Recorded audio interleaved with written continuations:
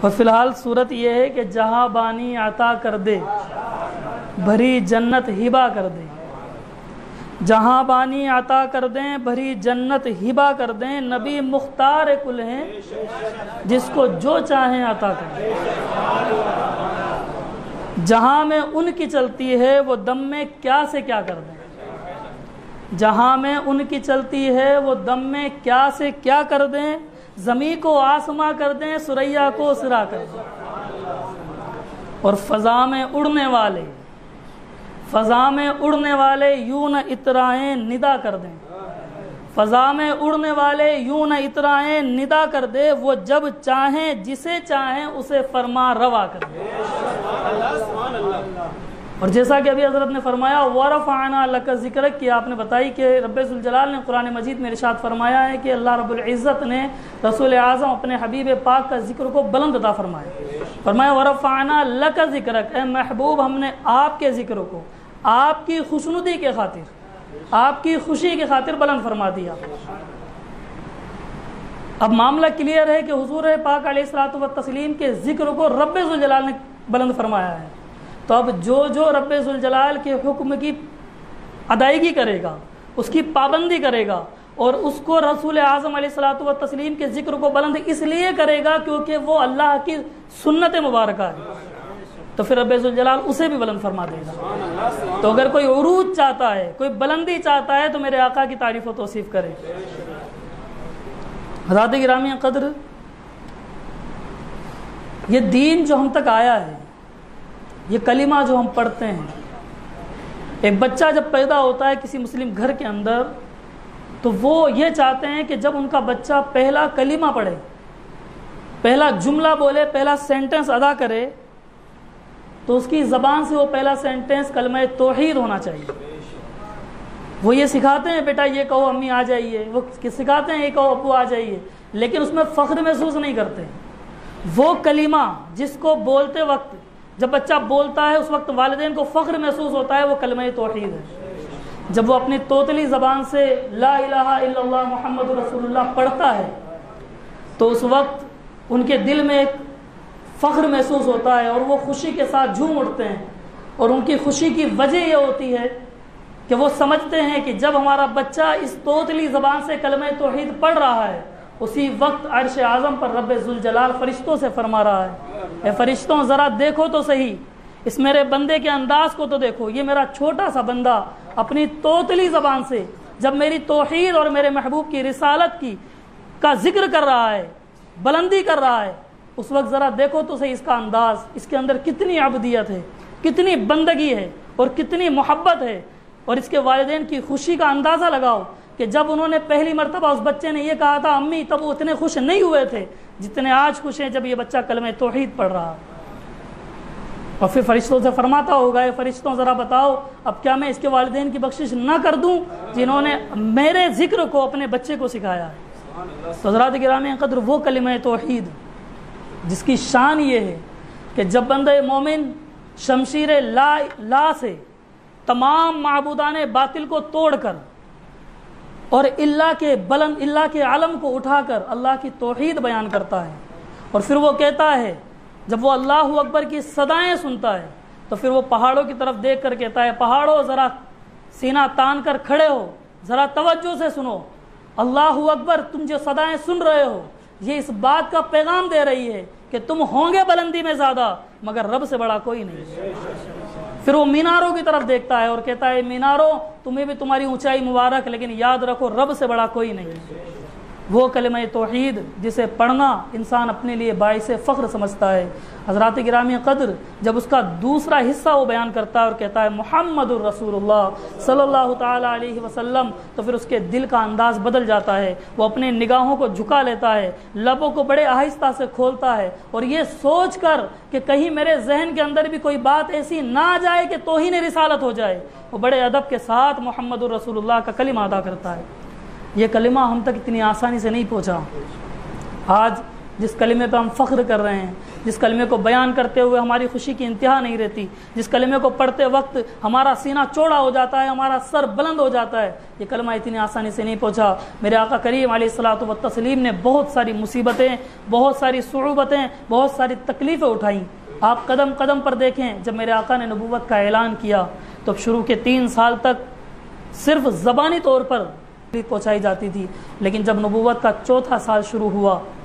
اس کا آغاز ہوا، جب آپ نے نبوت کا اعلان کیا، اس کو 3 سال کا عرصہ گزر گیا اور 4تھے سال کا آغاز ہوا، تو پھر جسمانی اذیتوں کا دور شروع ہوا، اور یہ دور کوئی معمولی نہیں تھا۔ آج جب کوئی سنے گا کہ اتنی تکلیفیں دی گئی، اتنی تکلیفیں دی گئی، تو وہ کہے گا یہ تو ناممکن سی بات ہے، ایسا تھوڑا نہ ہو سکتا ہے، وہ مانے گا ہی نہیں۔ جب کسی کفر کے علم بردار کو، جب کسی منافق کو آپ یہ بات بتاؤ گے کہ کتنی تکلیفیں اٹھائی تھی ان لوگوں نے، تو وہ ماننے کو تیار نہیں۔ لیکن ہم جانتے ہیں، ہمیں صحابہ نے یہ بات بتائی ہے اور بزرگان دین نے یہ بات بتائی ہے کہ کتنی تکلیف کا معاملہ ہوا کرتا تھا، کہ جب حضرت بلال، جو مشہور واقعہ، یہ وہ دور ہے جب غلاموں کا تو کوئی حق ہی نہیں ہے، غلام بطور جانور استعمال کیے جاتے تھے۔ جس طرح آپ اپنی بکری کو ذبح کر دو، آپ سے کوئی پوچھنے نہیں آئے گا، آپ اس کو پکا کر کے کھا لو، کوئی پوچھنے نہیں آئے گا، آپ اسے زندہ رکھو، کوئی فرق نہیں پڑتا۔ وہی حالت غلاموں کی تھی، غلاموں کے کوئی حقوق نہیں ہوا کرتے تھے، غلام صرف ایک آبجیکٹ ہوا کرتا تھا، ایک سامان ہوا کرتا تھا جسے اپنے مطابق آقا استعمال کرتا تھا۔ وہ چاہتا تو اسے تکلیف پہنچایا کرتا، وہ چاہتا تو اسے مارا کرتا، وہ چاہتا تو اسے پیٹا کرتا، اور اگر وہ آواز بلند کرتا تو لوگ کہتے کہ نافرمان غلام ہے۔ یہ وہ دور تھا، یہ وہ ظلم و زیادتی کا دور تھا۔ حضرات گرامی قدر، اس دور کے اندر جب حضرت بلال نے توحید کے علم کو اٹھایا اور اس پر امیہ بن خلف جیسے لوگوں نے ظلم و زیادتی کی، تو وہ پیچھے نہیں ہٹے، ان کے سینے پر پتھر بھی رکھے گئے، دیکھتی ہوئی ریت پر بھی لٹایا گیا، زبان پر انگارے بھی رکھے گئے، لیکن حضرت بلال کی زبان سے بھی پھر بھی احد احد کے نعرے بلند تھے، پھر بھی توحید رب ذوالجلال کے علم کو اٹھائے ہوئے تھے، پھر بھی رسول اعظم علیہ الصلوۃ والتسلیم کے شان کے پرچم کو بلند کیے ہوئے تھے۔ حضرات گرامی قدر، یہ وہ دور تھا جب حضرت سمیہ کی چھاتی کو چھیدا گیا تھا بھالے کے ذریعے، یہ وہ دور تھا جب حضرت یاسر کے ہر ٹکڑے کو الگ کیا گیا تھا، یہ وہ دور تھا جب حضرت خبیب کو لٹکا کر کے دور دور سے تیروں سے نشانہ بنایا جاتا تھا۔ حضرات گرامی قدر، اتنی ظلم و زیادتی، اور چلو یہ تو صحابہ کی بات ہے، میرے آقا کی بھی شان دیکھیں، ان پر بھی ظلم و زیادتی کے حالات دیکھیں، اتنا ظلم، کائنات کے سب سے عظیم ذات، سب سے عظیم شخصیت، لیکن حالت دیکھیں آپ کہ جب سجدے میں جاتے ہیں تو کوئی اوجڑی، اونٹ کی اوجڑی ڈال جاتا ہے۔ حالت یہ ہے کہ میرے آقا کے گلے میں پھندا ڈال کر انہیں گھسیٹا جاتا ہے۔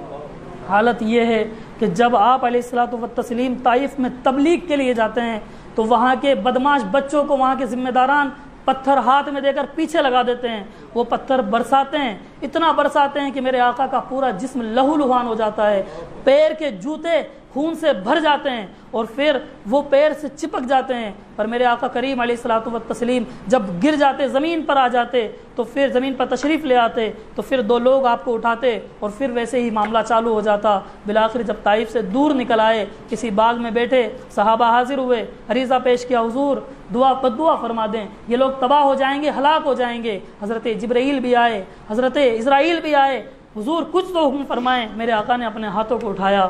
اور پھر زبان سے کچھ کلمات نکلے۔ صحابہ کا ارادہ تھا کہ شاید بولیں گے کہ رب ذوالجلال، اس نے تیرے محبوب کو، ان لوگوں نے تیرے محبوب کو تکلیف پہنچائی ہے، مولا انہیں برباد کر دے، تباہ کر دے، مگر وہ رحمت عالم جب اپنے ہاتھوں کو اٹھایا تو یہ نہیں کہا کہ مولا ان سب کو تباہ و برباد کر دے، بلکہ رب ذوالجلال کے پیارے حبیب نے دعا فرمائی، مولا یہ مجھے نہیں پہچانتے، یہ میری شان کو نہیں سمجھتے، یہ میری عظمتوں کو نہیں جانتے، اسی وجہ سے شاید یہ معاملہ کر رہے ہیں، مولا ان کو ہدایت کا نور عطا فرما۔ اور پھر رب ذوالجلال نے انہیں ہدایت عطا فرمائی اور وہ لوگ آقا کریم علیہ الصلوۃ والتسلیم کے سچے غلام بن گئے۔ لیکن پھر جب یہ سارے معاملات ہو گئے تو ان سب سے صحابہ نے ایک چیز سیکھ لی کہ اب آج کے بعد میرے آقا کو تکلیف نہ پہنچانے دیں گے۔ جب مسلمان مضبوط ہوئے، مدینہ طیبہ کی ہجرت ہو گئی اور آقا کریم علیہ الصلوۃ والتسلیم مدینہ طیبہ تشریف لے گئے اور پھر طواف کے ارادے سے، زیارت کعبۃ اللہ کے ارادے سے آپ تشریف لائے، تو مسلمانوں کی کوئی وقار نہیں تھا، کوئی عزت نہیں تھی۔ لوگ یہ سمجھتے تھے یہ مٹھی بھر لوگ کیا کر لیں گے، کیا بگاڑ لیں گے۔ اور جب مکۃ المکرمہ سے باہر حدیبیہ کے مقام پر آپ لوگوں نے، تمام صحابہ نے، حضور علیہ الصلوۃ والتسلیم نے اپنے خیمے لگائے، تو مکہ کے اندر یہ خبر مشہور ہو گئی کہ صاحب مسلمان جنگ کرنے کے لیے آئے ہیں، مسلمان جنگ چاہتے ہیں۔ حالانکہ سب جانتے تھے کہ وہ جنگ نہیں کرنے آئے تھے، وہ تو طواف کرنے آئے تھے، کعبۃ اللہ کی زیارت کرنے کے لیے آئے تھے۔ لیکن یہ بات پھیلا دی گئی، جب یہ بات پھیلائی تو تمام مکہ کے جو قریش سردار تھے انہوں نے ایک مجلس بلائی، اکٹھے ہوئے میٹنگ کی گئی۔ میٹنگ کے اندر یہ بات، جو کہ عروہ بن مسعود ثقفی، جو کہ ایک بہت ہی ماہر آدمی تھا، جو بڑے بڑے بادشاہوں سے ڈیل کیا کرتا تھا، جس کے اندر ایسی تاثیر تھی کہ جب وہ بات کرتا تو لوگ متاثر ہو جایا کرتے تھے، تمام مکہ کے سرداروں نے یہ ارادہ کیا کہ ہم عروہ بن مسعود ثقفی کو بھیجیں گے تاکہ وہ جائے اور نبی آخر الزماں علیہ الصلوۃ والتسلیم سے بات چیت کرے۔ اس سے پہلے ان کو بھیجا کہ جاؤ دیکھ کر آؤ کیا حالات ہیں، مسلمان کتنے ہیں، ہتھیار کتنے ہیں، تھوڑا سا اندازہ لگا کر آؤ۔ عروہ بن مسعود ثقفی ایک پہاڑی کے ٹیلے پر چڑھا، اس وقت وہ ایمان نہیں لائے تھے، ایک پہاڑی کے ٹیلے پر چڑھے اور چڑھ کر کے نیچے دیکھا تو حالت یہ تھی کہ میرے آقا وضو فرما رہے تھے۔ سبحان اللہ، سبحان اللہ۔ وضو کرتے ہوئے دیکھا، تھوڑی دیر اور بیٹھے، پھر اس کے بعد تھوڑے معاملات اور دیکھے۔ جب نماز سے صحابہ فارغ ہو گئے، تمام معاملات ہو گئے، عبادت سے فارغ ہو گئے، عروہ بن مسعود ثقفی نیچے اتر کر نہیں آیا بلکہ واپس اہل مکہ کے پاس گیا اور جا کر کے کہا، اے مکہ والوں میری بات توجہ سے سنو، تم ان مسلمانوں سے نہیں جیت سکتے، تم ان مسلمانوں کو نہیں ہرا سکتے۔ مکے والوں نے کہا کہ ایسا کیا معاملہ دیکھ لیا ہے، تمہیں تو ہم نے صرف دیکھنے کے لیے بھیجا تھا، لوگ تم سے متاثر ہوتے ہیں، تم نے مسلمانوں کی ایسی کون سی چیز کو دیکھا کہ تم ڈر کر آئے ہو، تم خوف زدہ ہو، ایسی کون سی چیز تم نے دیکھ لی؟ اس نے کہا کہ میں نے قیصر و کسریٰ کے دربار دیکھے ہیں، میں نے نجاشی کے دربار دیکھے ہیں، میں نے بڑے بڑے بادشاہوں سے ملاقاتیں کی ہیں، لیکن جیسا دیوانہ میں نے صحابہ کو پایا ویسا کسی کو نہیں پایا۔ جب وہ رسول اعظم وضو فرماتے ہیں تو ان کے وضو کے بعد جو وہ کلی کرتے ہیں، صحابہ میں جنگ ہو جاتی ہے اس کلی کے پانی کو لینے کے لیے۔ رسول اعظم کا لعاب دہن لے کر کے لوگ اپنے ہاتھوں میں لیتے ہیں اور اپنے بدن پر مل لیتے ہیں، اپنے چہرے پر مل لیتے ہیں۔ جب حضور وضو فرماتے ہیں تو ان کے پانی کے قطرات کو زمین پر نہیں گرنے دیا جاتا۔ اے مکے والوں سنو، جو صحابہ اپنے محبوب کے، اپنے آقا کے وضو کے پانی کے قطروں کو زمین پر نہیں گرنے دیتے، بتاؤ وہ تمہیں خون بہانے دیں گے؟ وہ رسول اعظم کا خون تمہیں زمین پر گرانے دیں گے؟ وہ لوگ پریشان ہو گئے، اور جب یہ حالات دیکھی وہ عروہ بن مسعود ثقفی جو کہ صحابی رسول بعد میں ہو گئے تھے، انہوں نے فرمایا، انہوں نے اس وقت کہا کہ اے مکے والوں سنو، میں نے دیکھا ہے کہ جب رسول اعظم بات کرتے ہیں تو صحابہ اس طرح بیٹھ جاتے ہیں جیسے مورتیاں ہو، وہ ہلتے ڈلتے تک نہیں ہیں۔ ان کا ادب کا مقام یہ ہوتا ہے کہ وہ زبان، وہ اپنی آنکھوں کو بھی جنبش نہیں دیتے کہ کہیں رسول اعظم کی بارگاہ میں گستاخی نہ ہو جائے۔ میں نے دیکھا ہے کہ صحابہ میں سے کسی نے بھی رسول اعظم کو جی بھر کے نہیں دیکھا، اسی لیے نہیں دیکھا کہ کہیں گستاخی نہ ہو جائے، کہیں بے ادبی نہ ہو جائے۔ یہ ان کا انداز ہے۔ مکے والوں تم ان سے کبھی نہ جیت سکو گے۔ جب یہ بات سنی تو پھر مکے والوں نے ہتھیار ڈال دیے۔ وہ صلح کے ارادے میں نہیں تھے، کیونکہ انہیں پتا تھا یہ مختصر لوگ ہمارا کیا بگاڑ لیں گے، یہ ہمیں کیا پریشانی پہنچائیں گے، کیا تکلیف پہنچائیں گے۔ وہ نہیں جانتے تھے کہ جب مسلمان جذباتی ہوتا ہے، اور اسلام دین جذبات ہے، اسلام عقلی دین نہیں ہے، اسلام نقلی دین ہے، کاپی ہو کر آیا ہے۔ اور ہمیں جو چیز ملی ہے اسلام سے وہ جذبات ہیں۔ ہر چیز میں دماغ لگانے کی ضرورت نہیں ہوتی، کیونکہ عقل عیار ہے، 100 طریقے ڈھونڈ لیتی ہے۔ وہ شعر ہے نا کہ بے خطر کود پڑا آتش نمرود میں عشق، عقل تھی محو تماشائے لب بام ابھی۔ جب انسان عقل کے گھوڑے دوڑاتا ہے تو پھر وہ کہیں نہ کہیں ضرور گرتا ہے۔ دین اسلام عقل سے ماننے والا دین نہیں، دل سے ماننے والا دین ہے۔ حالانکہ اگر عقل کی کسوٹی پر بھی اتارو گے تو الحمدللہ اسلام بالکل پرفیکٹ نکلے گا۔ آپ سیاست دانوں سے جا کر پوچھ لو، انہوں نے جہاں جہاں ریسرچ کیے اسلام کے ایک ایک پوائنٹ کو لے کر کے، رسول اعظم علیہ الصلوۃ والتسلیم کے ایک ایک سنت مبارکہ کو لے کر کے، تو انہوں نے اس بات کا اعلان کیا ہے کہ اسلام جیسا سچا دین اور کوئی دین نہیں۔ اسی لیے رب ذوالجلال نے فرمایا ان الدین عند اللہ الاسلام، کہ اللہ کے نزدیک بطور مذہب صرف کوئی ہے تو وہ اسلام۔ حضرات گرامی قدر، جب یہ حالات دیکھے تو ان لوگوں نے پھر قدم آگے بڑھائے، اور قدم آگے بڑھا کر صلح کا پیغام بھیجا۔ اور صلح کا جب پیغام بھیجا، میں پچھلے جمعۃ المبارک کو بیان کر چکا ہوں، جب عروہ بن مسعود ثقفی وہاں آیا اور آ کر کے اس نے بات کرنی شروع کی، اس کی آواز جب تھوڑی بلند ہوئی تو حضرت معاذ کھڑے ہو گئے، حضرت سعد کھڑے ہو گئے، کچھ اور صحابہ کھڑے ہو گئے اور کہا اگر اب آواز بلند ہوئی تو سر تن پر نہیں ہوگا، آواز اگر بلند ہوئی تو اب سر تن پر نہیں ہوگا۔ اور پھر جب اس نے رسول اعظم کی داڑھی کو ہاتھ لگایا تو حضرت مغیرہ بن شعبہ جو کہ بھتیجے عروہ بن مسعود ثقفی کے، فرمایا اگر یہ ہاتھ دوبارہ داڑھی پر آیا تو واپس نہیں جائے گا۔ حضرات گرامی قدر، یہ تعظیم رسالت سکھائی۔ اور پھر وہ واقعہ بھی ہمارے ذہنوں کے اندر ہے کہ رسول اعظم سے جب بندہ وفاداری کرے تو اسے کیا مقام ملتے ہیں۔ میرے آقا اپنے صحابہ کی قیادت فرما رہے ہیں، ایک مقام پر چل رہے ہیں، دیکھتے کیا ہیں کہ ایک گدھا ایک دراز گوش کھڑا ہوا